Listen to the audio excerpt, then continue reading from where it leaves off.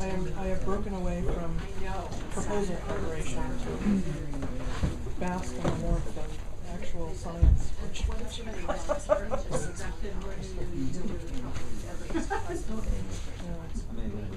Okay, maybe we start a little earlier today, since some people will have to leave sooner. Caleb, do you offer to say a few words before we started? Yes? I don't know. Or do you want to wait after? Maybe I'll wait. Okay, so Caleb will wait. So I have put together a few slides, well, more than a few slides, going through these papers kind of one after the other, because there seems to be a kind of a burst of interest in this topic in the last, well, year and a half, 2 years. I mean, not that there haven't been papers published in 2009, 2006, whatever, but it seems like there's a lot right now. Why that is particularly, I'm not sure, but I think it might have something to do with exoplanet studies increasing and the fact that we're going to start seeing a lot more, well, we hope anyway, Earth-sized planets from Kepler and missions like that. And I got started this because of a blog posting that Caleb posted a couple months ago. And I'm old friends with Kevin Zonley, who's the co-author on one of the main papers in this series. So I think we all know that the issue really is that we know the sun was 20 to 30% less luminous than today in its early history.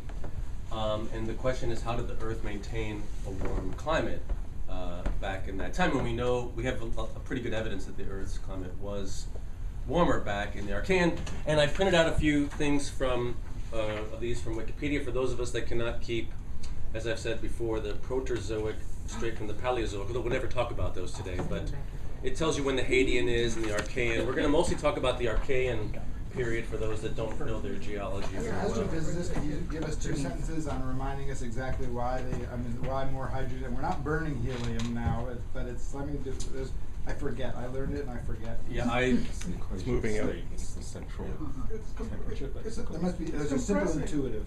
Well, this may not be in fact level I try to give it to my students. When you have more helium, as you have more helium in the core, there's the helium is the heavy stuff. The core is denser. It compresses the core more, and the fusion reaction, because it's like by quantum tunneling, a little compression goes a long way in getting more likely that the thing can get across. And so there's a huge, there's a very strong compression effect. And so that's compression and then physics or then complications. Pulls the core closer together, makes the hydrogen burn faster. And so the sun is still getting brighter. Am I not correct? Yes, absolutely.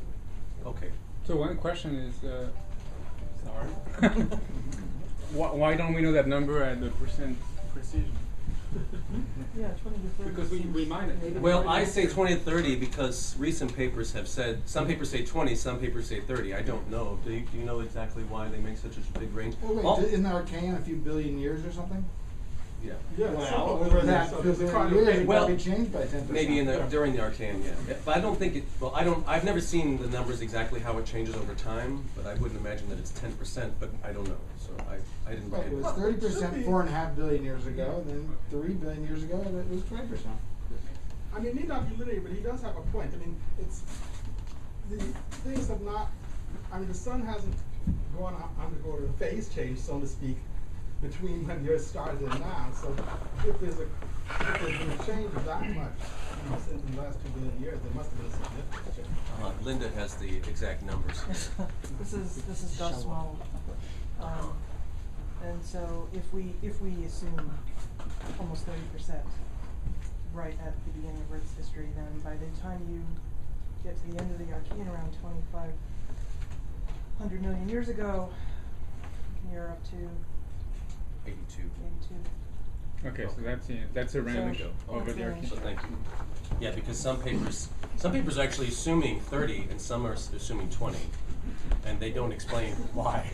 Well, part of it can depend on solar modeling, though, right? Which depends on heat transport within the sun, which depends on turbulence and things like that. I mean, I don't think this is a really. I think all the models agree pretty well. People tend to just use this GOF model, which is one single parametric fit to all of those things, and so you know. So the astronomers believe they know that number at that level Pretty of accurately. precision. Yeah, I talked to Vittorio. For a Paoluccio. standard solar model. The question is, can you change things? Right. With it? Yeah. I talked to Vittorio last week about it. He said he thought the number was very solid. Actually, he didn't think it was going. That these models are very good, is what Vittorio was. I think I recently came across a paper, I just stumbled across this a few months ago, where they actually claimed that, you know, with small variations to the standard model, you could actually get a far less reduction, and so maybe there was no faint young sun after all. Well, one story that I know, there was a paper maybe a few years ago. People said maybe if the solar wind, our idea of how much mass the sun lost. But if you make that more significant, then maybe it can help. But that's not considered a consensus view. So I think the standard story is that that's a real number you have to deal with. Yeah, because the solar mass loss, so one way out is to say that the sun is 10% less massive now than it was back then. Okay, and that loss comes from just normal solar wind and so on, which is extremely difficult to pin down because making those observations of comparable stars is extremely, if not impossible. So the best limits I've seen, the sort of the high end of the possible mass loss is no more than 3%. But you also, if you had that much mass loss, you'd run into dynamical issues with the planetary system itself. So, which actually leads me to my question, if you don't mind me changing a little bit that topic. What about that other term in the inverse square law? How certain are we sure that that hasn't changed? the gravity. No, the distance. Distance. Oh, I see. Migration. Oh, migration of the planets. Okay, let's move on.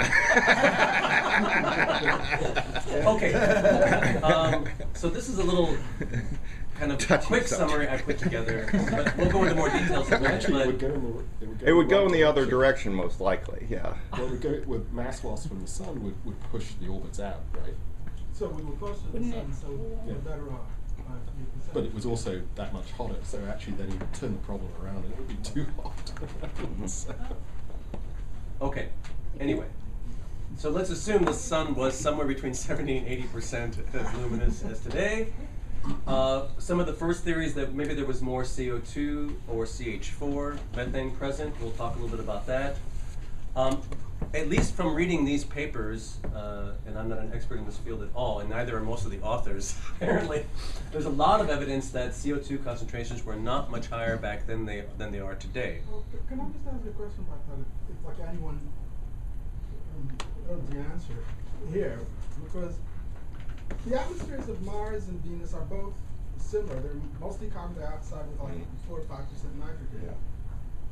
Why is it now believed, because one time it was believed the early atmosphere of the Earth was similar, why is it now believed that before life, most of the carbon dioxide either had been taken out of the Earth's atmosphere or the Earth didn't produce carbon dioxide? Why is it believed that the Earth's pre-life atmosphere was so different in composition from Mars and Venus? Hydrological cycle, isn't it? And weathering. I thought Yeah, that's part of it, I think. Yeah, the CO2 cycle on Earth. I mean, we have an ocean, we have a lot of water. Okay, so You the have calcium ocean all was over the simply place. responsible for taking this out before there was any life. Well, before life was always was almost always different. Before life was significant, the ocean simply took it all out. But is there an issue? I mean, were plate tectonics more active and therefore dredged up more carbon dioxide in the past? No idea. Yeah. But We that also- works the other way anyways. We're trying to get rid of the carbon dioxide. Yeah. But wait, I thought this long-term negative feedback of the carbon loop is a weathering. Well, that's the thing, and you don't know what continental mass you had. Yeah. 3 Which billion will- years ago. And it also depends on what kind of crust you're weathering. So since CO2 would not work, apparently one of the first mechanisms proposed was from 1972 by Sagan and Mullen, and they proposed higher ammonia concentrations. But that was found to be problematic almost immediately because without a UV shield, it disassociates very quickly, and you suddenly have a nice nitrogen atmosphere and no ammonia left. So this was not a solution. Bill Rossow actually in '82 even probably the first proposed cloud feedback solution to this faint young sun paradox. It's a very short paper. I didn't list it for people to read per se, but he just goes through some back of the envelope calculations. He has one nice little plot here. So let's look at some of these papers. So the first one I'm going to talk about, or I think we can discuss, is this 2010 Rondinelli and Linzen. Linzen's a famous guy for many people, at least in this building. I think, I'm not sure outside of this building. And their idea is that thin cirrus clouds in the tropics, that has to be specified, provide a solution to this problem. So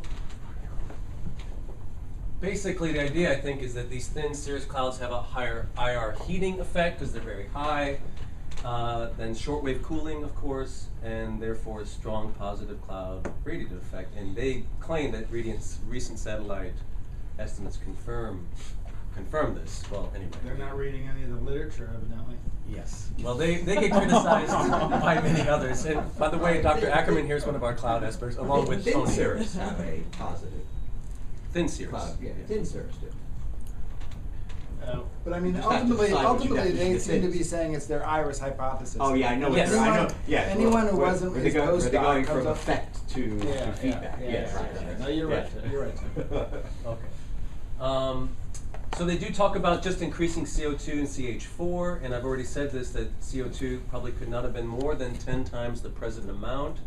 That's from weathering, from looking at siderite versus magnetite, I think. I forget the exact rocks, but they quote several lines of evidence, and so do several of the other papers. Methane, they say, is possible, but not when the ratio is higher than about 1, because you have formation of this reflective organic haze, which causes a lot of problems, which we're going to talk about a little bit later in this paper by Wolf and Toon, where they find a way to make the haze actually work to their benefit, not against their benefit.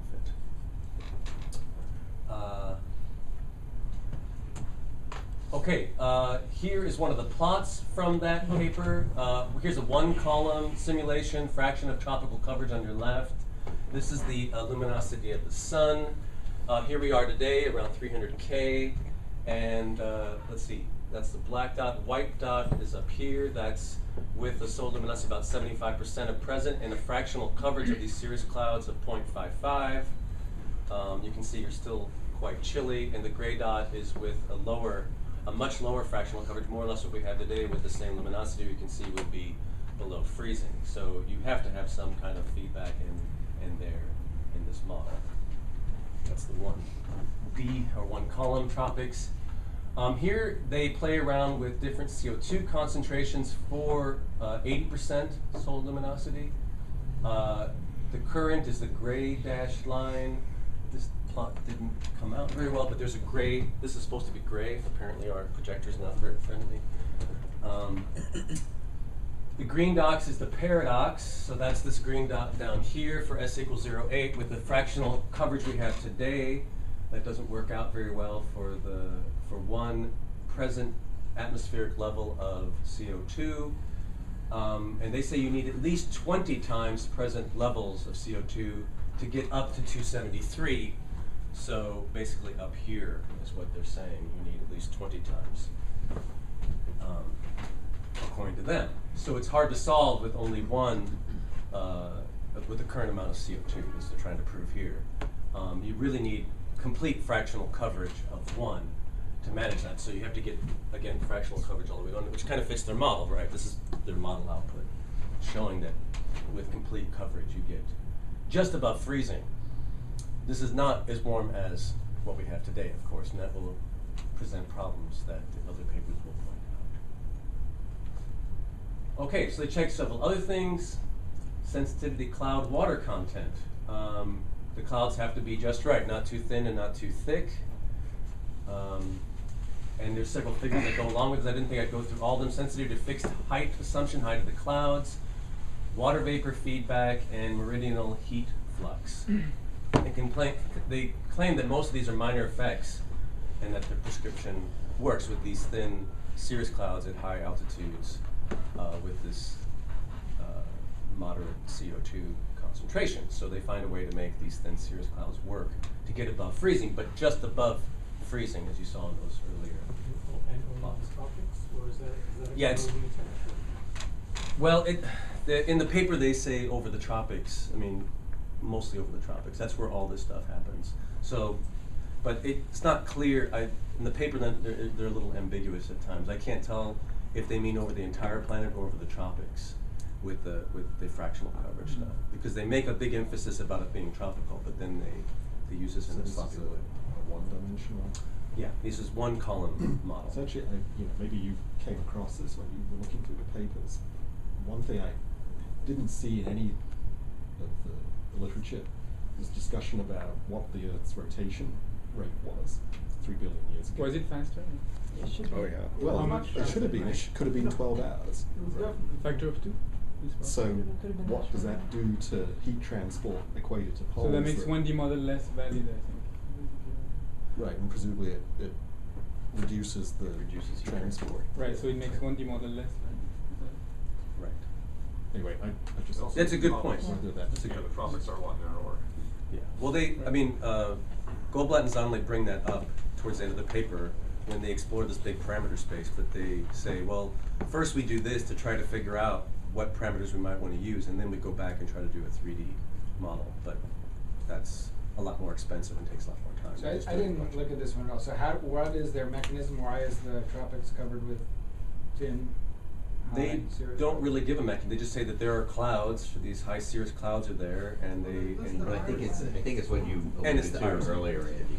But I thought the iris was a solution to the warming sea surface. This is a much colder sea surface, and so it works where whichever way you go from here, you get more cirrus.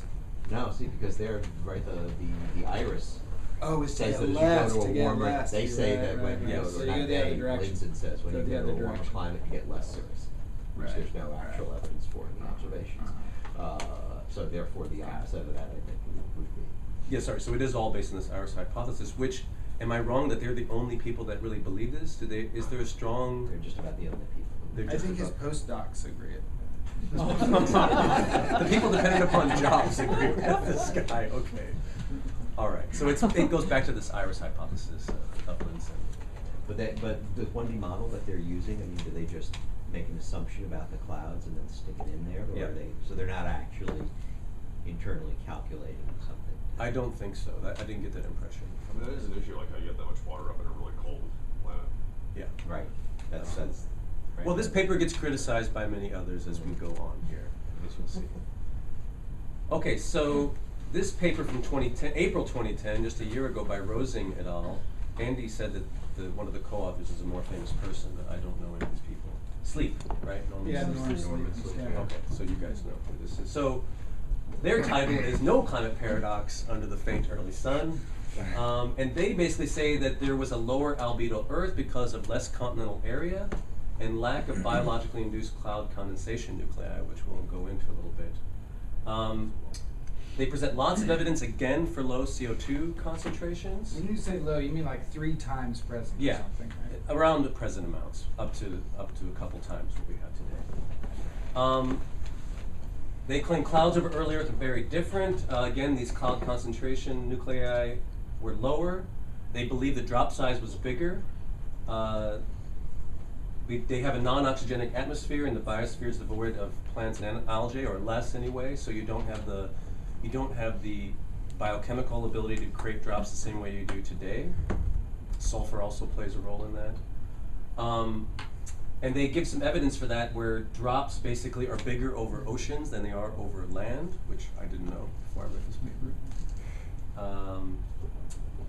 And more transparent, and the atmosphere would be more transparent, so lower albedo ocean means strongly expressed fraction of total planetary albedo. So again, you have more ocean coverage, you have a lower albedo, more absorption, warmer planet, essentially, is what they say. But they claim that can offset the 20 to 30%. It sounds like a big effect. Yes. Yes. So this is the. So this is what current to future climate people are calling the cloud indirect effect. Oh, are they? Which Okay. in the IPCC reports is generally listed as the largest error bar in projection. It's certainly thought to be negative. Right. The question is, how much of it? How negative is it? Right. I think this is the key plot from that paper, where he shows continental fraction of our surface above is a fraction of time. So this is time equal before present. This goes from 4 to 1. Surface albedo changes, rough albedo for droplet sizes of for the full planetary albedo for droplets like 30 micron, which is bigger than any droplet size I think we've measured today. Is that right, cloud people? We don't measure droplet size bigger than what, 20? Well, for Or stuff more. that stays in Yeah, clouds, Yeah. stuff that's 30 microns is starting to drizzle out. Right. Okay, so 30 microns, 900 parts per million volume CO2 and CH4, quite a lot, I guess. And then this is the key part here. So this is surface temperature. The blue is 375, so they use less parts per million CO2 and 1.7 CH4. Do This they is mean with 900 ppm? they call it CH4? ppmv, P- parts per million now it's by unit 2. volume, I We've guess. got that. It's 2 now. 2 Yeah, yeah. ppm. Yeah, yeah. Anyway, that's what I'm just quoting what. Yeah, I'm they just put in. that's what they said. Yeah. Okay. So the blue is for 20 micron droplets. I think what's interesting is about how the droplet size makes a huge difference. And in here we have 12 micron droplets, more or less what we have today. So the droplet size makes a big difference in the temperature in their calculations.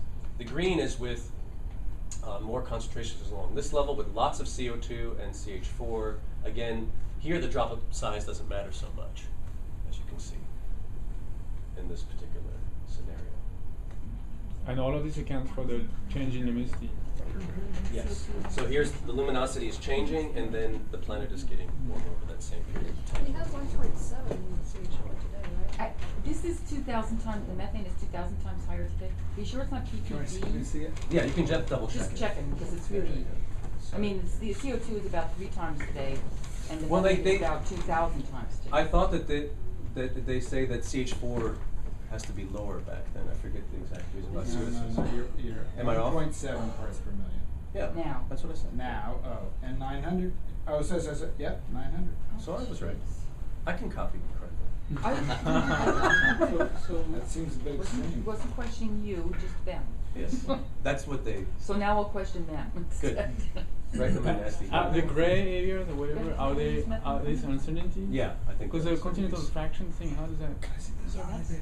That's just lots That's of just hand up in the waving air. for a significant amount of time.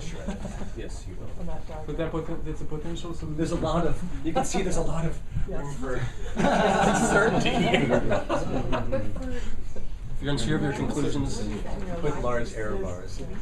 Okay, now we can all go home. Find virtual answers that wrong. Well, maybe not quite. Surface albedo. Well, What is surface that's- albedo now? Sorry, what did you say? The Max? range of the. Oh, maybe it's because they stopped before 0. The range of the planetary albedo in panel C seems to be less than the difference with today. We were just discussing that, they don't quite get to 0, because come on, today we know what it is.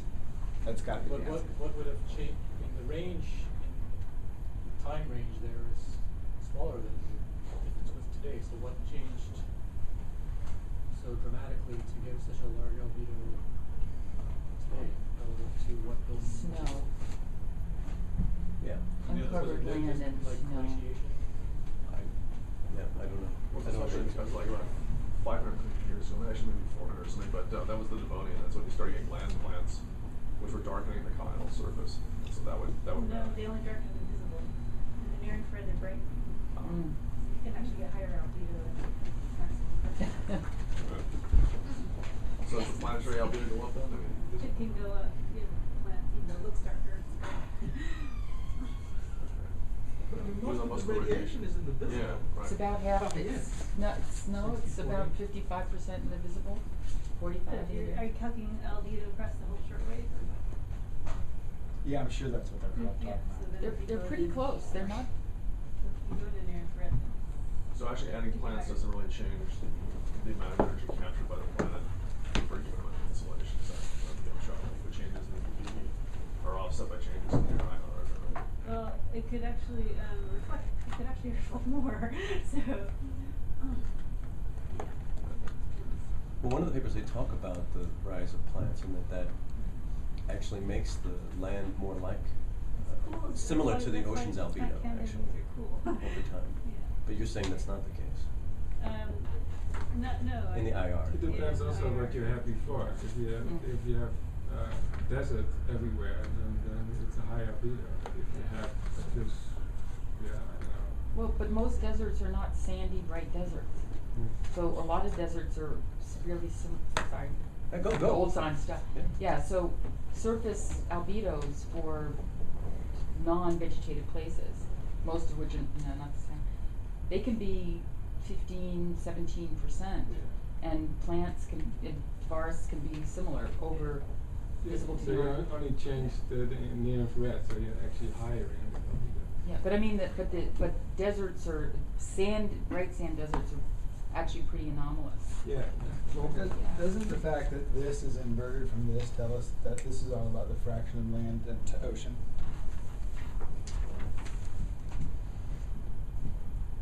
No? It's definitely, they think it's a big component. But the key aspect Do you here is think there's actually more changing land? the continental fraction. Yeah, that's the big component, changing Right. continental And fraction. People had not proposed that before. No. If there's more land, you think it's a darker surface. Yeah, it's a dark. So that's probably all that is. Yeah, that's right. They don't invoke any clouds. This is all based on greenhouse gases and continental fraction. This paper. Yeah, So their they have- models. They have really big droplets that are forming now. Yeah. And then the ocean productivity causing clouds. I mean, there's a lot of ocean productivity underneath stratocumulus decks, but I'm not sure anyone would believe that the ocean productivity is generating the stratocumulus decks. No, They but just have you to- could say nowadays we don't care about the critters so much. And it used to be before we were causing such trouble. Maybe that was. I mean, no one has come up with any evidence to say Charleston are all right or wrong. It's other than to say it's very, very complicated. We just don't know. That's my impression. We'll get more on the cloud stuff later on. Okay, so then April 2010 casting. He gets into this. He recaps the evidence in Rosing. He notices one problem: ice albedo feedback is ignored. He says in their model, ice caps will probably start to grow with these low surface temperatures. Their temperatures are not that high, and he claims that'll further destabilize. So that's the early climate. on. What's that? Early on, there is low temperature. Yeah. These So models is do not it- give you super high temperatures. And he claims you need 3D models to prove the hypothesis, as Caleb was pointing out earlier, not just these simple 1D. He likes the idea of these reduced greenhouse gases because, he says, as the O2 concentrations rise, the other gases will decrease, and claims to rapidly trigger glaciation at the end of Archean. And that piece of paper I showed you, they call snowball Earth, happening just a few million years, I guess tens of millions of years after the end of the Archean. And he says that fits in very nicely with this picture. I mean, it doesn't even have to be sheet ice, right? I mean, just precipitation, snow, and then you got to start worrying about droplets and things, right? So. Well, I don't know how much how much glaciation he's talking about, but well, Andy was saying that I guess many people don't believe the snowball Earth. No, I think actually took slush place. ball. Everyone's willing to go along with a slush ball. I think. Depends which one you're talking about. This one is probably closer to the iconic, everything almost totally frozen over.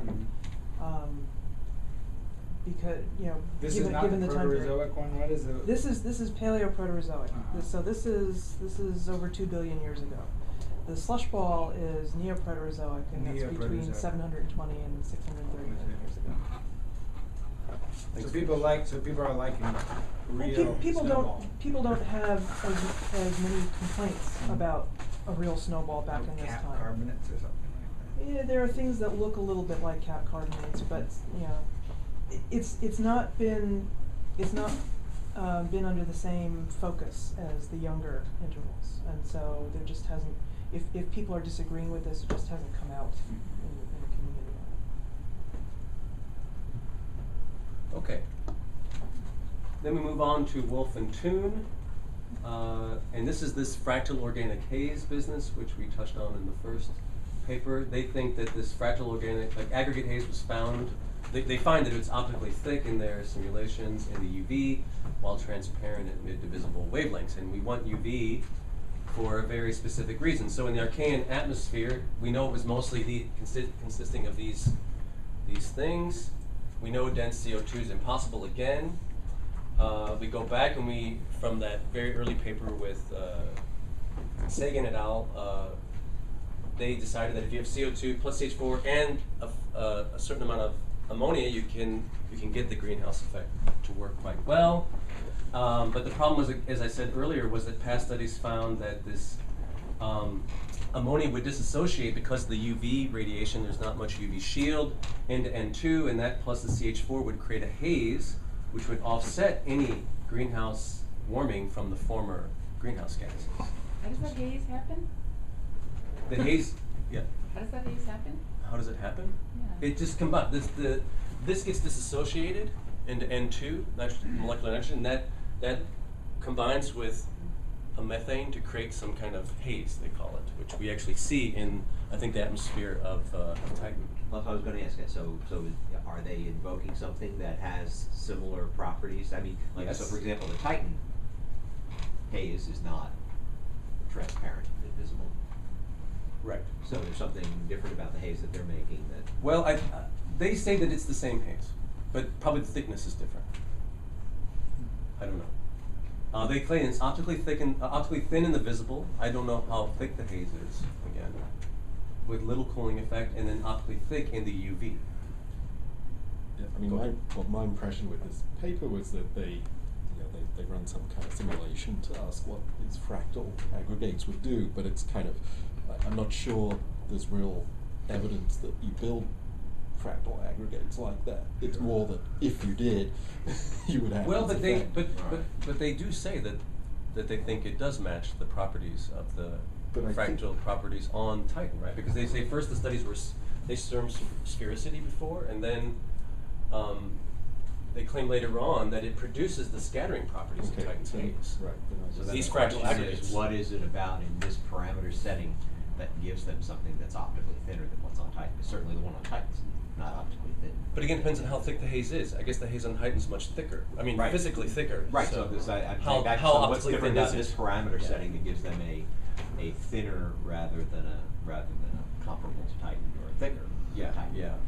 I don't think they go into that. This is not a very long paper, so I don't think they go into those details. And lots more UV Yeah, we have more here UV. than Titan. forming haze on Titan. Yeah, absolutely. But I mean, the idea here is to protect the ammonia, right? So they want a UV shield, and this works quite nicely for that.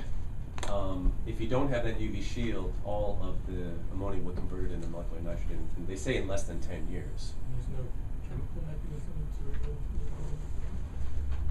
chemistry. They don't talk about that, they just talk about the UV flux, basically. But it assumes all the ammonium is below this hazy shield. That's one of the criticisms of this. So if the shield is too low, it doesn't help you. It's got to be quite high, and it's not clear where the shield, if it existed, where it actually was, in essence. But I think it's a cute idea. But again, now just going back to Titan, which is sort of the only actual data point we have. Yeah. About these types of things, right? I mean, that haze is way high up. It is way high up, so it could Hundreds act. of kilometers up. So, Yeah, but so I don't know what they mean by this. It produces scattering. They didn't go into much detail. They just say this basically, that it produces the scattering properties. Yeah. So, but you're saying that this. but I'm saying at the altitude doesn't seem to be that much of an issue if you go by analogy to Titan, where the haze is at very high altitude. Okay, so maybe they just didn't address it in this paper, and the other paper said, well, you didn't address this, but Yeah. they probably said, they know like you, Tony, oh, it's high up, so you don't. Oh, I'm sure they do. Yeah. It certainly is. Yeah, but the other authors maybe don't know. Yeah, I don't know who would this. Yeah. I think a graduate student with Brian. Do you think the Titan data gave them the idea for this? Yeah, it sounds like it, right? I mean, because Brian Toon, I think, wrote a number of papers on it. I know wrote a number of papers on Titan back in the 1980s and 90s. And so hard for me to believe that he's not thinking of Titan rights.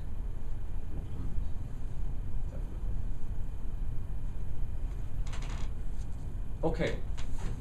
Then Chiba chimes in just a little bit later. This is a little letter about that previous paper, going through the history and mentioning that Sagan paper and how these other guys later said that that wasn't possible, the ammonia.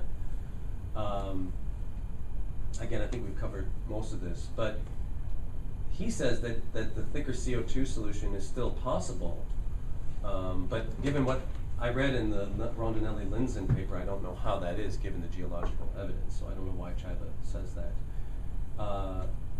But again, he says this again, he likes this fractal haze, but problems making it sure it absorbs all of the UV before hitting the ammonia. But again, maybe Chiba doesn't realize this stuff is, if it exists, it's super high up, and but it's surprising he wouldn't know that. Yeah, I think he would know that too.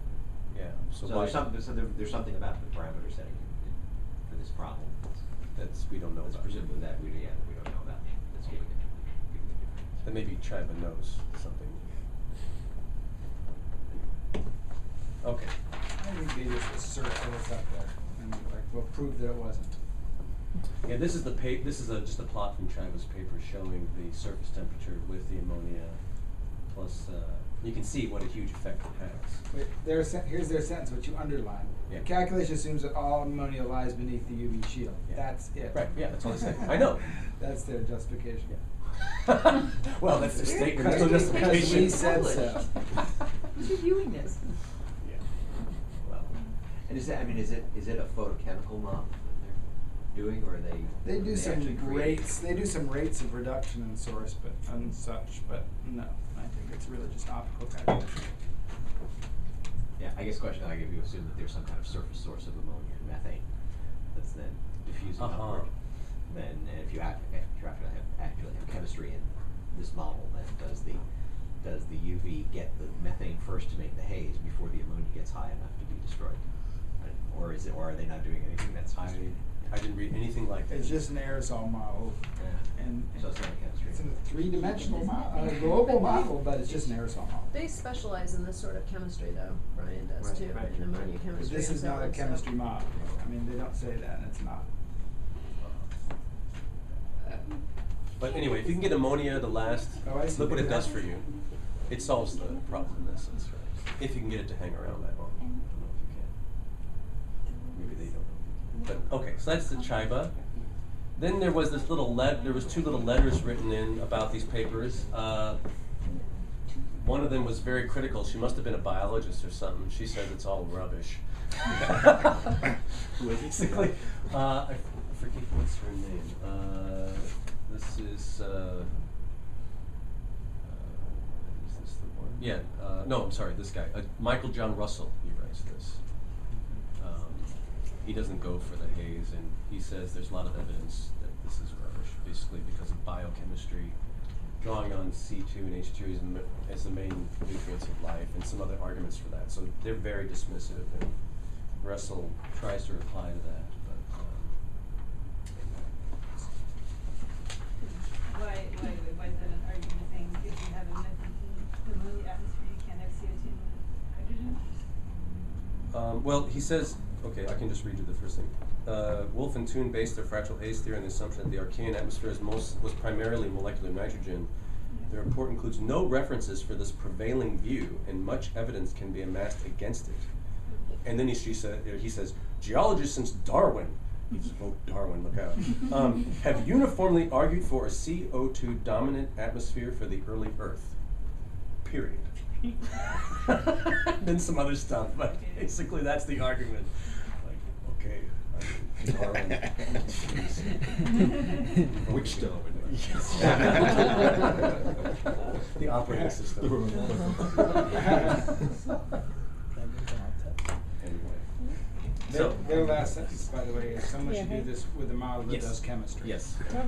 Absolutely. They always put at the end like what should be done. They don't do it themselves.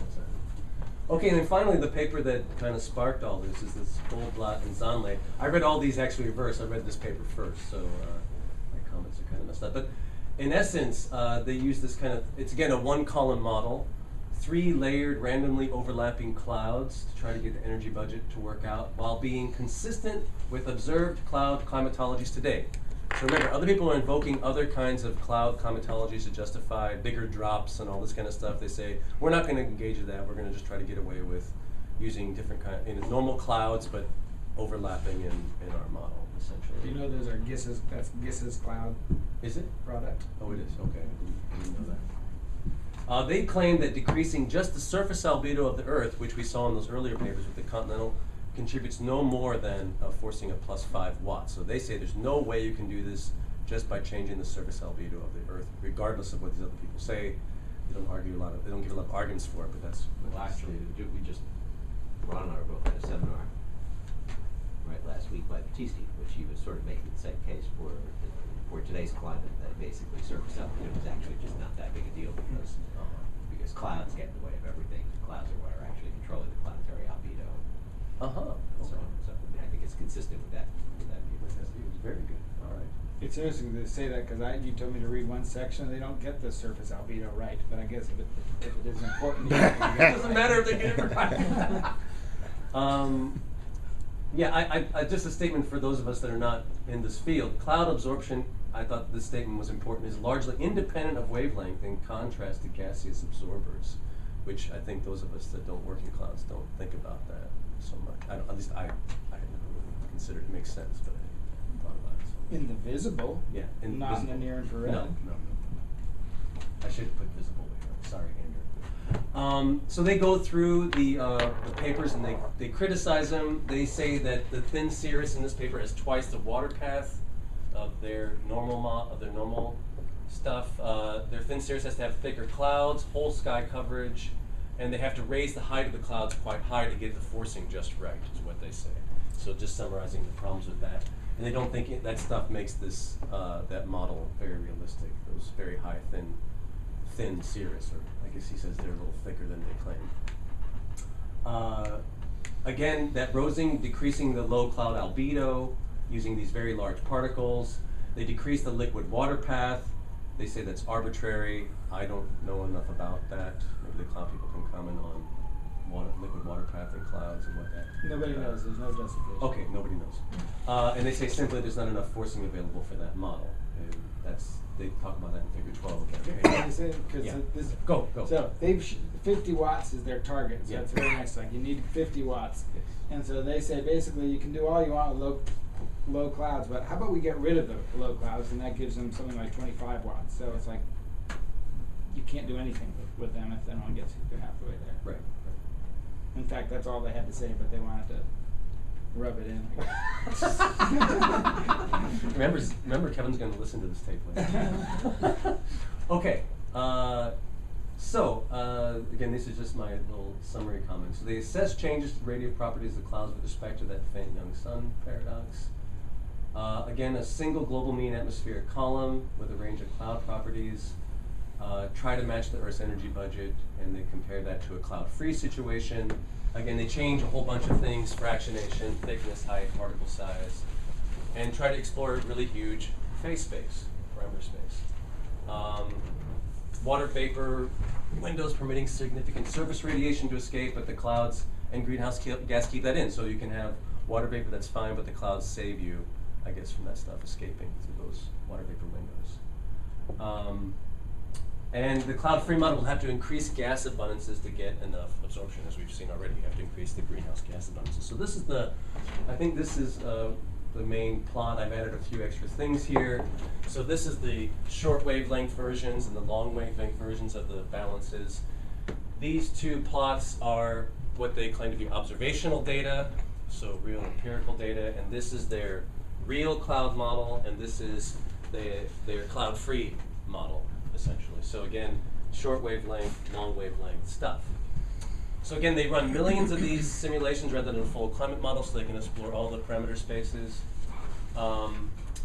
C and D, again, are the cloud and no cloud models for net radiative forcings, and again, these are the observed climatology.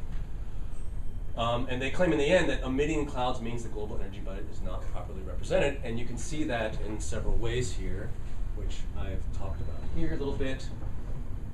So for the outgoing shortwave radiation, it's 81 versus 106. So here it is with the cloud-free model, the outgoing radiation, and they actually see more like 106. So they say it doesn't match the shortwave radiation. What's the upper right panel? Upper right is empirical data. This is climatology data. That's what they say. Both of these are So from there's two different estimates. Yeah, two different estimates of the data. Elevated outgoing long wavelength flux, 261 versus 236. So they're comparing these, but it doesn't matter whichever one you compare. The outgoing flux doesn't match up. And depressing downward long wave flux at the surface, again, 320, which is here, versus 350, more or less, here. So they're saying that there's no way that a cloud-free model is going to match up even with what we see day from all of this stuff. Okay, then there are some more figures. I don't want to go through all these because it might get too boring, but comparing spectrally resolved energy budgets between cloud-free and real cloud models in shortwave and longwave, everybody's seen some of that. Large differences in greenhouse effect and solar absorption, we saw that in this previous. Radiative forcing with increased CO2, they play around with that. They can be strongly overestimated in cloud-free model relative to a real cloud case, obviously. And then again, comparison of these spectrally resolved long wavelength forcings for larger amounts of CO2 in both of those cases. They show that in another figure. I think this is my last slide basically on this topic. But anyway, here they go through section 5. I asked Andy to read this more carefully since he came by and asked what actually should be the most important thing to read. I don't know if it is or not. But they go through in section 5 what the cloud fraction would have to be in different scenarios, water path, particle size, and cloud height. One of the arguments for having a lot of clouds is that there are more clouds found over the southern oceans on Earth, and they say if there are less continents, there's probably there were probably more clouds back then because there'd be more ocean coverage.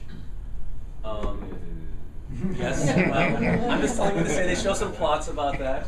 Can you comment on that? Yes. So where the clouds over the southern oceans are more an issue of what the dynamics is than the fact that there's ocean there. Right. Okay, good.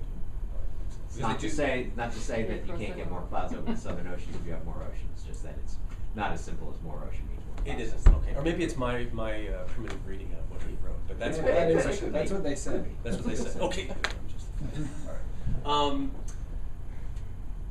Cloud water paths effects on short and long wave lineation depending on cloud height. So that's also very important. They play around with that quite a bit. Particle size, again, depending on, these cloud condensation nuclei. Again, I mentioned this before, how they're larger over ocean than land, according to what they said. What makes up larger the droplets, CCN now? larger droplets over. Yeah, not droplets, larger, sorry. not larger CCN. Yeah, I'm sorry, not so large. Yeah, droplets.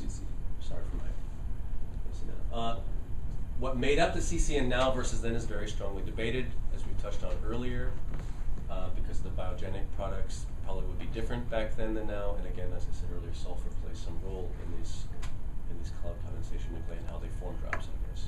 Now, but we have no idea what's going on there. I'm saying we don't know, right? Exactly. Well, there's still sea salt. Sea salt. Was the salination of the oceans the same? I've had less pressure in the past, and it's been getting saltier time. Is that not true? I think the whole chemistry is totally different, probably. Yeah. And then no one really has a good idea of what exactly it is, because there are no proxies for salt. No proxies for knowing what the salt distribution was back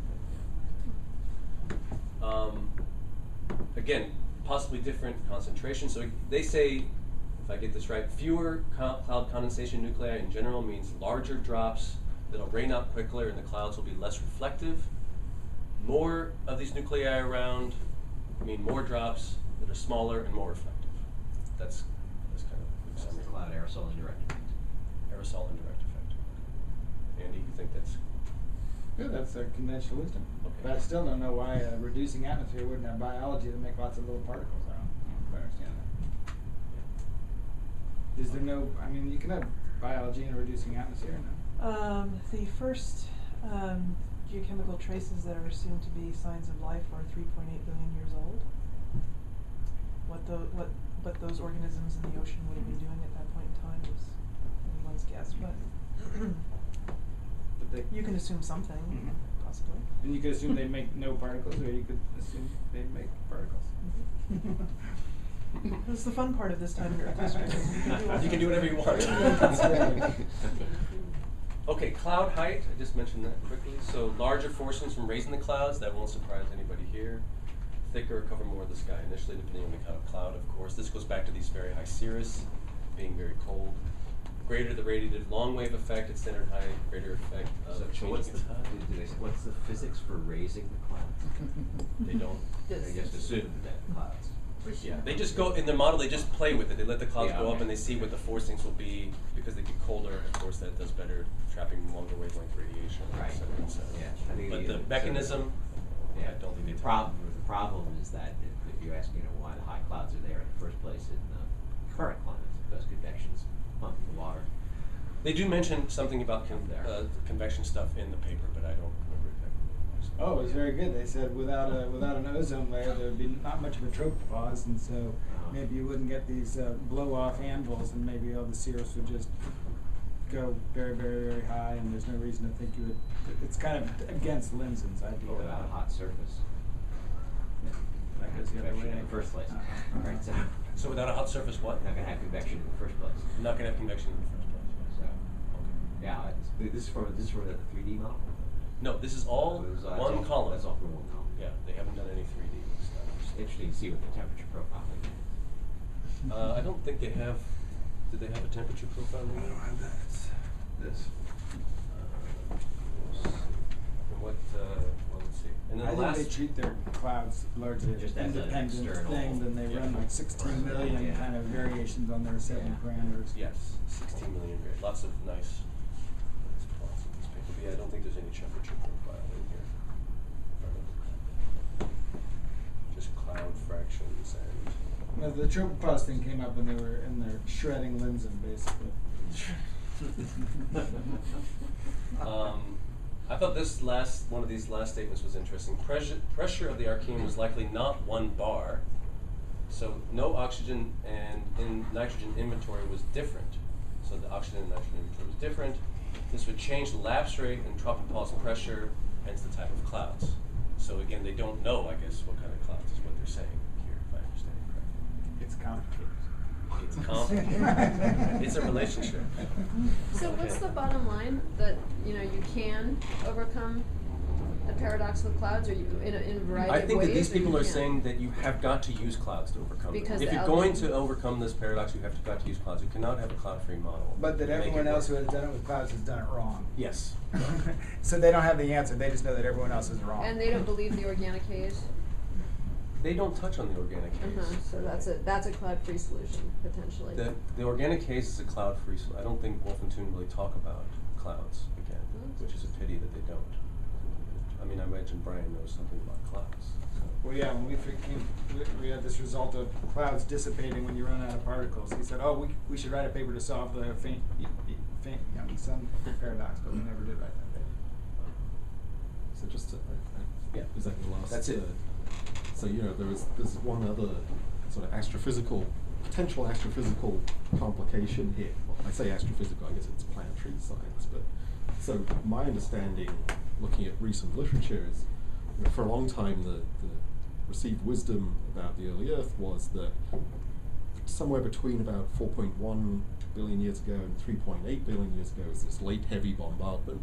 So there were dynamical rearrangements in the outer parts of the solar system that ended up sending a lot of life-killing size asteroids inwards on Earth-crossing orbits, and there's good evidence from lunar impacts and so on that this was going on. There was intense bombardment of the young Earth up to around 3.8 billion years, and that's been the received wisdom. But now it seems, and maybe you know more about this, that people are saying that actually in the rock record there is a lot of evidence of little spherules from big asteroid impacts stretching all the way to say 2.5 billion years ago. Not at a rate. Previously, the idea was it tailed off pretty quickly around 3.8 billion years ago, and so maybe then every few 100 million years you'd get one of these really big impacts. The new picture is that it was happening every 40, every 50 million years. How do they square that with the moon? Because, the lunar record is unambiguous. Well, you can Yeah, probably answer that. I mean, you can still have quite reputable people argue about this, about whether the samples brought back are really addressing whether there's a universal feature at 3.8 billion years ago. It sort of boils down to the fact that just about everything was caught up with Mare Imbrium, which was 3.8 billion years ago. Oh.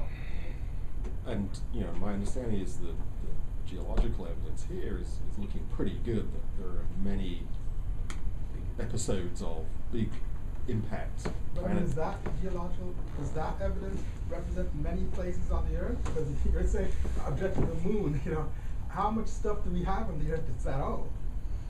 Not all that. That's my concern about all Right. the geological arguments that they might be looking Yeah, at sure. something You know, atypical. not my expertise, but what I was interested in with that is, and I've forgotten the name of the people who wrote about this recently. I think it was in Science, wasn't it? Was it in Science or was it just reported at a meeting? I read it somewhere. Anyway, some people have pointed out if that were the case, if there was this continued, pretty regular impact, then you would be dumping things like sulfur compounds into the atmosphere on a pretty regular basis, and that would make the faint young sun problem even worse, right? And I thought that was interesting because then, because reading these papers, I feel like, yeah, okay, maybe there isn't a single, beautiful phenomena that takes care of it all. It's all to do with clouds and understanding the subtleties of this. But then if you add in another detrimental effect, then you really come back to looking for some big solution that's going to completely fix it. At least that was my take on it. So now we're going to start reading papers that compensate for the sulfur through some other mechanism. Right. Yes, please. Can I ask, what's the functional difference between what they're calling clouds and what Wolf and Toon are calling haze? The haze is above everything else, basically, Okay. if I understand correctly. It's this very thin, kind of like, Well, the cloud physics have a thermodynamic difference, which is cloud particles, once they start growing, will continue to grow if they're in supersaturated region, where a haze is stable, so it stays at a small size. So like our stratospheric sulfuric acid haze today. It's very small, hangs around for a long time, whereas clouds seem to be constantly generating new ones, and this And little stuff the falls out. hazes are usually photochemical products. Supposed something to be sensitive to how much water you're evaporating from the ocean. And smaller particles too. I mean that's gotta be an important part. Somehow that's gotta be tied into why Wolf and Toon get the answer they do. Because somehow they must be making haze particles that are a lot smaller than the ones that are really tight, right? Because Well, the fractal aggregates are smaller. Scattering optical thickness. But they said the scattering is the same. They get an optical thickness of about 1, they say. Right. And when they say they get the same optical properties, they just cite some Tomasco, whoever came up with it. Yeah, he came up with this, and then they used it. So it's a little slippery. Yeah. So if they're a tenth of a micron, then you can get optical depth of 1 in the visible and optical depth of 3 by the time you get to the UV. Yeah. So maybe the aggregates are not the same size at all. Right. Whereas the Titan hazes must, I can't give you a number for what people say about them, but they must be larger because they still have substantial optical thickness in the visible, and they don't become semi-transparent until you get into the near IR. Basically, they have their monomers, right? So the fractals are all these little things. They're picking the size based on Titan. Okay, so then maybe it's that. So I think it's a big. It's just purely then an amount, I guess. I had one more comment. This was just, I chanced across a paper which I thought was kind of interesting, and I suspect it may be completely wrong. This is the author was Bada and a couple of others. This back from Bada, you mean the original Bada? I think it's possible. This was in the 1980s or early 90s, perhaps. He wasn't around. Okay, someone else then. And actually, Chris Chiber in his paper refers to this at the very end of his discussion. And so it's kind of a devil's advocate idea, is that the assumption here is that the Earth had to be sort of melted through, right? That you had open ocean everywhere. So they ask, well, what if in fact you really did, you start with a snowball Earth, but the ice layer is not that thick, maybe it's 300 meters thick globally, something like that. And geothermal energy keeps everything liquid underneath, so you have a huge liquid ocean. It's sealed off, it's capped. Referred to in one of the papers, they referred to that someone had proposed that as a solution. Right, and I think that was the Chiba paper. So, what I just don't know whether that is seen to be, in terms of the geology, the geochemistry at all feasible anymore, whether that was just a wild idea. What was kind of fun about it was that they claimed that, okay, so how do you then thaw out in time to do all the things you want to do in around 2.5 billion years? And they actually claimed that if you're pelting the Earth with asteroids that constantly break this ice sheet in really big areas, continental size areas, then you can have gas cycling and you can actually encourage prebiotic chemistry, and eventually you break the eggshell and enough greenhouse gases pump out to flip the system to a warmer. How frequent is this? I mean, what area is they were very vague about this, right? That would be amazing. This was one of these How big of an wild impactor do you ideas need to break through 300 meters of solid ice? 100-kilometer asteroid will Yes. go through So one of these 100-kilometer asteroids comes in No, every they're talking about big impacts, right? And, but I guess what I thought was interesting was, it talks about, I mean, all of this worries about the why wasn't, what do you have to do to make, liquid water oceans on the planet? Well, does it matter if they're capped with ice or not? And that I don't understand. Because if they can be capped with ice, then you can relax a lot of the requirements here. But Linda, what do you think about that? I thought there's a lot of evidence that it was liquid. Well, it's still liquid, right? It's just no, but I mean underneath. So, just make sedimentary rocks, right? So yeah, well, when you get back before 3.8 billion, when most of what you have to look at are basically fluid inclusions in zircon crystals, so very, very small representation of whatever environment those crystals formed in. The oxygen isotopes have suggested temperatures that are pretty comfy, not cold. And assuming that these are volcanically produced zircons, that would say something about the general temperature of the atmosphere. So that would be, for the few zircons that do exist, there would be an argument for at least not having a constant cold state with a frozen over ocean. A really dumb question, right? Sure. I mean, can you make zircons and do all of this in the deep ocean somewhere? Does it have to be something that has access to the atmosphere?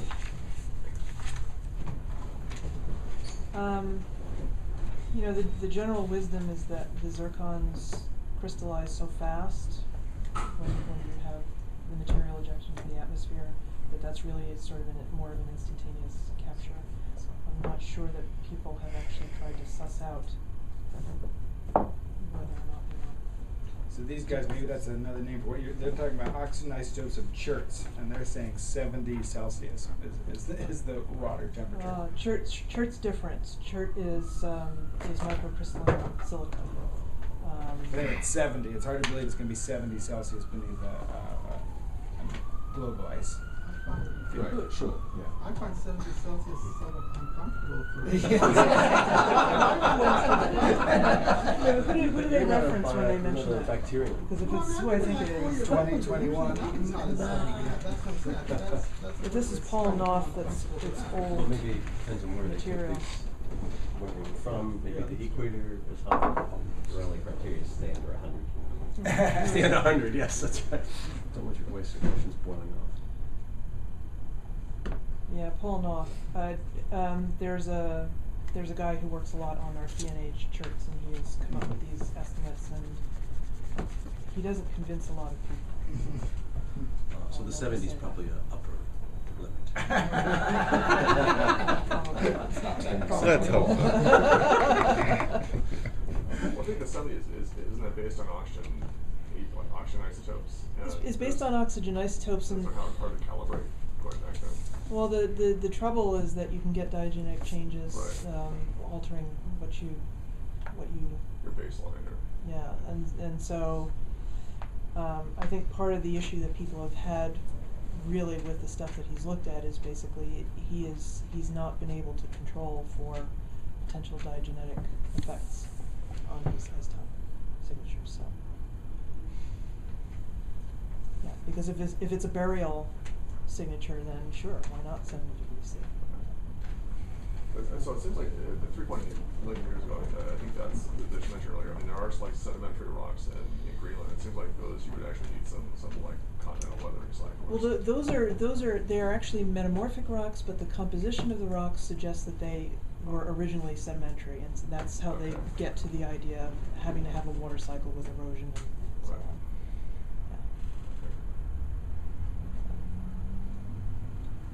Most of the other bits and pieces that are older than that are really just down to a few crystals here and there. People are able to reworked into younger rocks. Talk about Mars. We can talk about Mars. Yeah. We can do that next time. Well, I was gonna, what about these banded iron formations? The whole basis for this saying there's not too much CO2 in the early atmosphere. Do you think that's also reliable data? These measurements of siderite, I guess, and then they mentioned, what is it, magnetite and fulgurite, all these other iron species which are Well, yeah, the idea is that if you have this much iron in solution in the oceans, if you had any oxygen at all, the oxygen would be combined to the iron. Have the equal pepper. So the fact that you don't see this happening before the late failure comes on,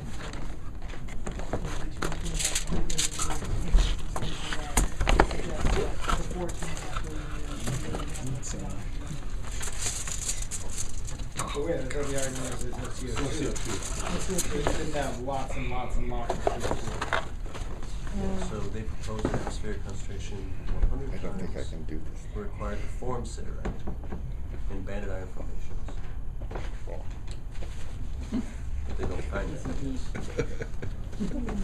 So why do they think that, I wonder? Oh, maybe the CO2's, maybe it's disassociated and the O2, or maybe it's...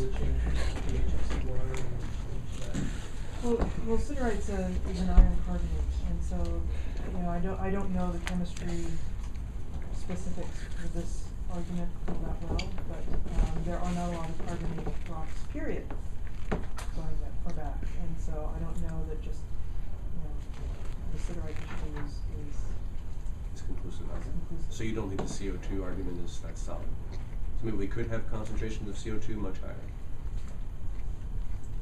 Because a lot of these people are quoting this kind of data, these banded iron Yeah. formations, they call them, and they all, I mean, none of these people are geologists, but they all seem convinced by it. I wish we had a geologist here. Yeah.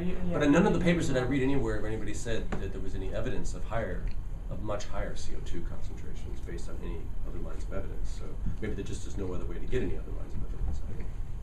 What do you I think it's not as solid an argument perhaps as some suggest. So maybe it's possible there was higher concentrations of CO2. That solves a lot of the problems without invoking photochemical hazes that may or may not exist in things. Or cloud type, even cloud could be something like this. By the way, I just reread the Zami. What Zami says is you can't solve by getting rid of the low clouds. To do it with high clouds, it's crazy. Yeah, he does. But you can't ignore clouds. That's what they say. Yes. But they have no solution. No. But he says using these high thin series only is not a good solution. Okay, well, thank you all for coming. Great. 30% less. So I can think of the whole snowball, or, you know, like, being broken out by after it impacted, like. Thanks for coming, Arlen. You know.